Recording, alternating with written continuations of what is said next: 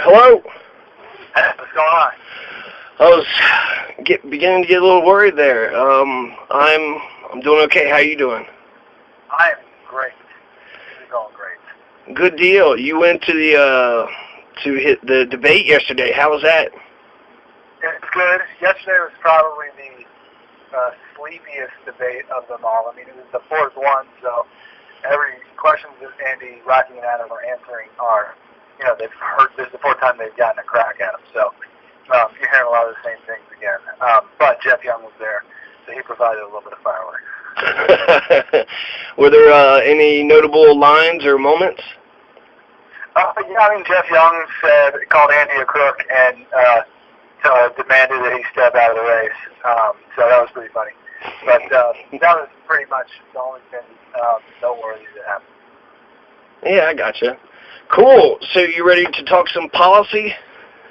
Yes, I got a few minutes. We're about to actually head to our fifth and final debate here soon. So I've got probably about 10 minutes. What's on your mind? Well, I guess since you're, I have all this stuff written down, so I'll just go straight down the list. First, I was going to mention about Matt Bevin. Robert Goforth says that he's spending $400 million on pension fund managers. Do you know if that's true?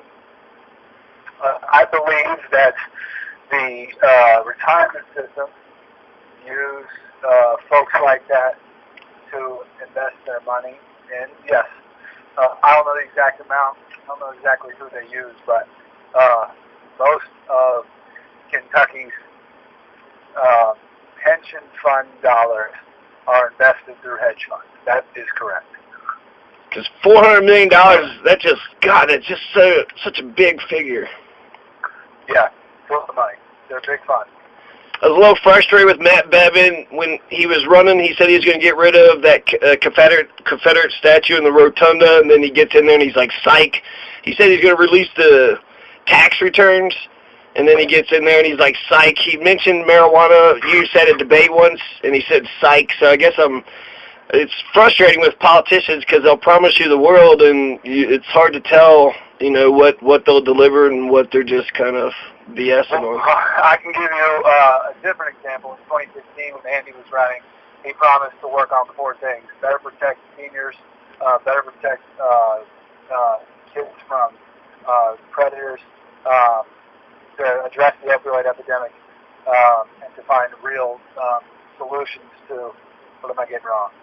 To better protect seniors from scams and abuse, seek justice for victims of rape and sexual assault, and that's it. And Andy's delivered on all of those.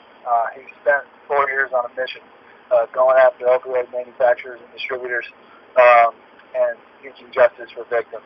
So he promised these things in 2015 that he delivered, and I think past performance is a good indication of what someone will do in the future, and Andy's delivered time and time again. Nice.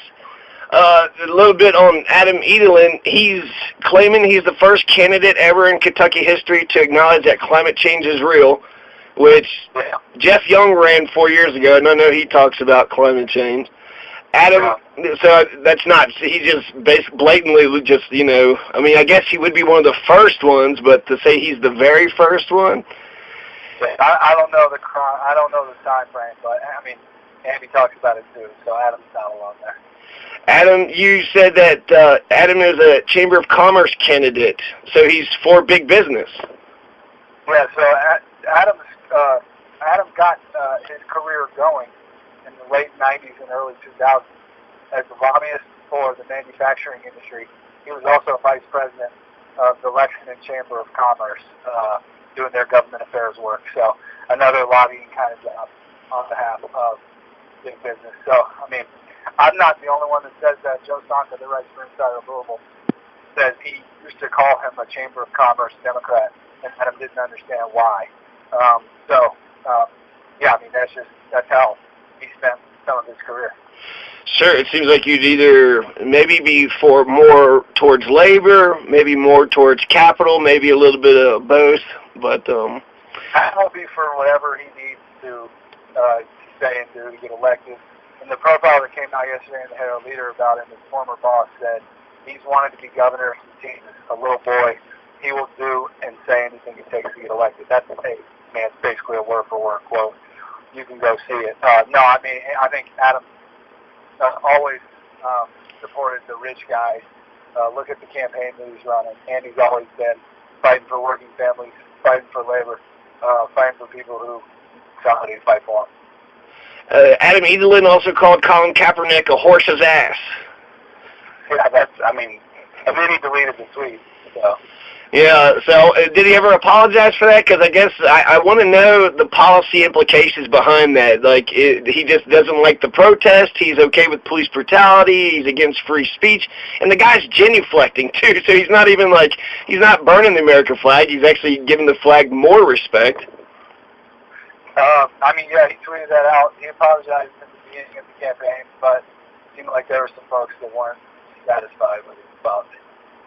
And then, last but not least, he said that he liked, out of all the Democratic candidates, he mentioned Inslee and Joe Biden. So old Grandpa Gropensmith, that's one of his heroes? I don't know. I'm not going to go there. There's like 24 people running the president right now on the Democratic side. It's kind of hard to sort of parse it all out. Well, I got my 5 favorite progressives, so, I figured you could say, well, I'm liking this one and that one, but Joe Biden, who voted for the Iraq War, he's voted to deregulate the banks, he voted to make it harder for college student loans to get, to be declared bankrupt on, so just on and on with the policies if you look deep into what he actually, he might look good on TV, but anyways. Yeah. So, some policies of Andy's, okay? There's a lot of good stuff here. He's opposed to child abuse. Say that again, you broke up. He's opposed to child abuse? Yeah. Is he opposed to corporal punishment?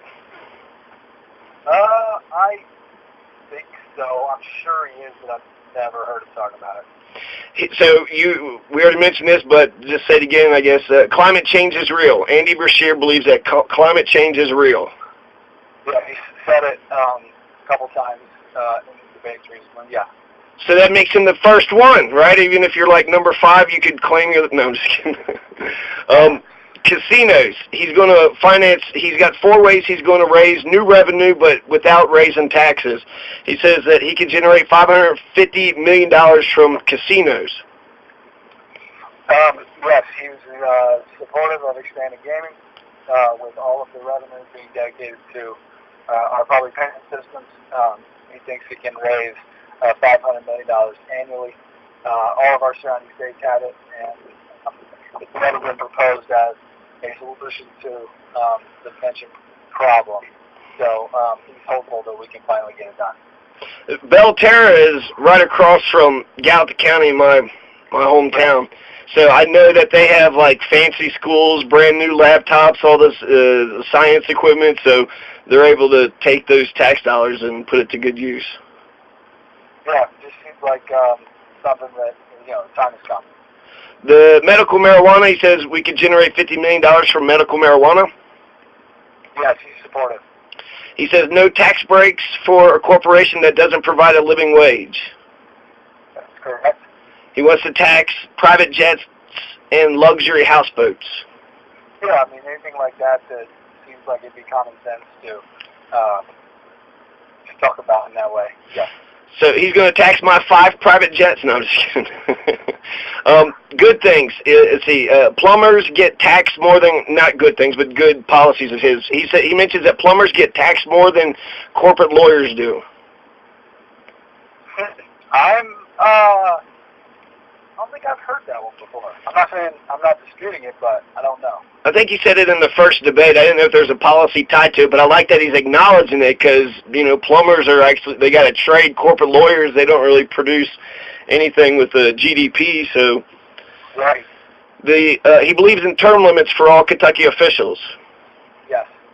He's been if the executive branch is limited to 2 terms, so should, not necessarily 2 terms for the legislative branches, but, 2 terms. 8 years for a legislative office, so Senate and House. I mean, I got that backwards. That's you got it right. George Washington. It was good enough. 8 years was good enough for the founder of the country. So.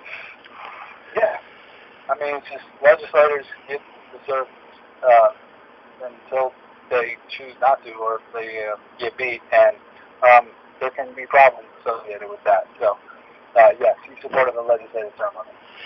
Andy Beshear has released his tax returns? Yes, for the last 3 years, and his running mate has done it for the last 2 since she got on the ticket.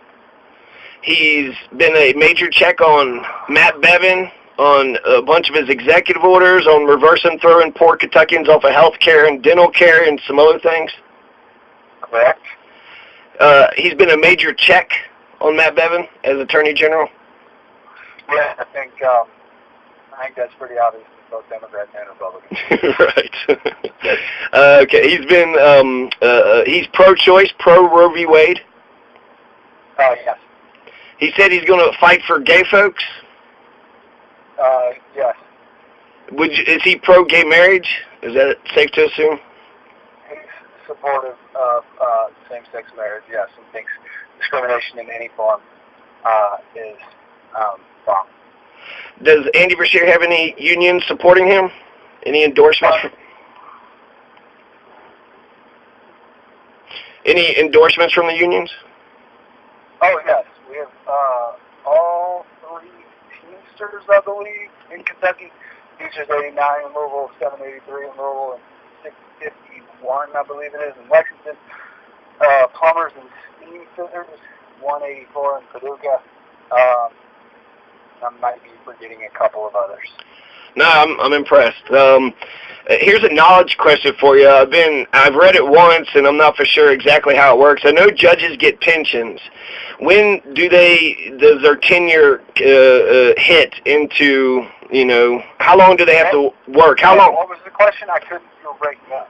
Judges, they get pensions, the judges, circuit court judges, and district court judges in Kentucky. So I'm wondering, how long do they have to work before they get those pensions? Would you know that? No, I'm not sure. I'm not sure exactly how the judicial pension system is set up. It's the way I understand. I feel like it's only 1 or 2 terms or 10 years, and then they get pensions for life. So it'd be something to look into, I would think. Would you say Matt Bevin has a war on women? Because he seems to be pro-coat hanger. I think Governor Bevin made it clear that he's pro-life and does not support reproductive rights. Right. There's some critical questions for you. Does Andy Beshear believe in a war on poverty? Has he used that rhetoric, or does he say we need to, this is a critical issue? I don't know if I've heard him use that phrase, but like I said, I think Andy Beshear got into this in 2015 in the public service because he wanted to fight for folks who needed help the most. And I think he's very clear that he fights for Kentucky families.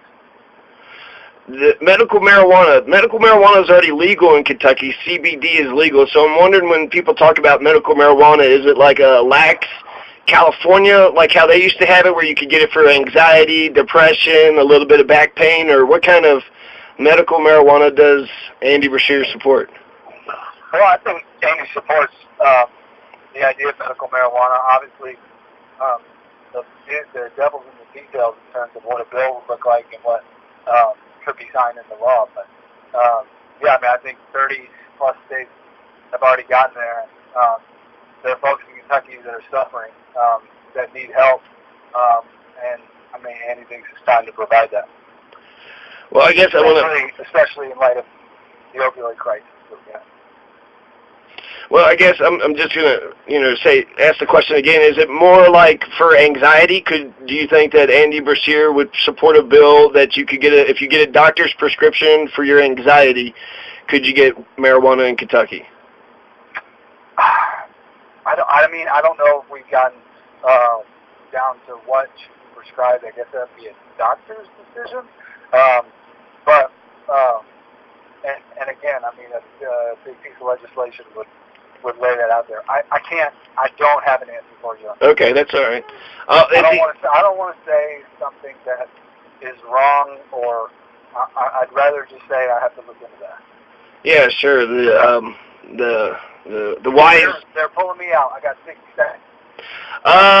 Okay. Is he for universal health care? Yes, every Kentuckian, every American should have access to quality, affordable health care. It's a human right. Is he for free community college and technical school? Yes. Okay. I got I have 11 ideas for electoral reform I wanted you to put in front of you or somebody, or in front of... Can you email me? We just rolled out a voter rights plan and better access to the voting this week. It was very similar. I'd love to see it. It was very similar to Adam Edelin, so I feel like you need to... The only one thing that I liked was the taxing or the registration fees for the super PACs. So I feel like a nice, ambitious... They're predicting it's going to be in the single digits. So turnout. Yeah, it does seem like turnout will be low. Okay, if you can text me that email address, and I'll send you this 11-point list that I drew up. Yes. Tell me your name again? Jonathan Masters. Okay. And you're just interested in the campaign, it sounds like. I'm a political science nerd, and yeah, I'm interested in policy, so I just want to nail down exactly what they support, so that way there's no surprises. So I've talked to the Matt Bevins people, I've talked to Ike Lawrence, I talked to the Hicks, the Libertarian candidate, so I've been making my rounds. Nice. Well, I'm glad you've been talking to the Democratic side yet. I talked to Jeff Young, and I reached out to Edelin, but I guess he's too elitist and out of touch with the common man to call me back. And then Rocky Atkins, I talked to... Adam was too busy?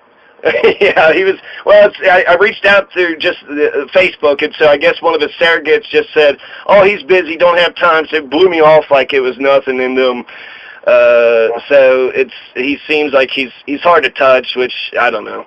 I would think that if you care about working class people, there's one politician in Kentucky that said he always returned everybody's phone calls, and I like that as a general rule. You know, if you call me, I'll give you a call back.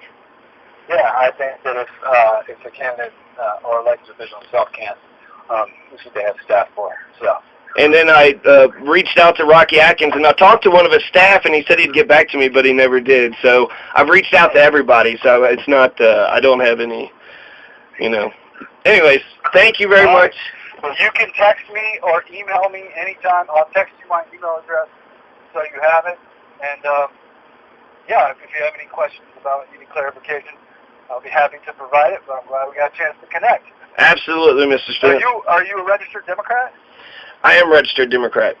All right, so you can vote for us on Tuesday. Well, if you were undecided, I hope this helps make your decision for you. I'm always more sympathetic. You're a cartoon character, and then when I talk to you, then I'm like, oh, they're people too. Yeah, I'm a guy from Louisville, nothing special.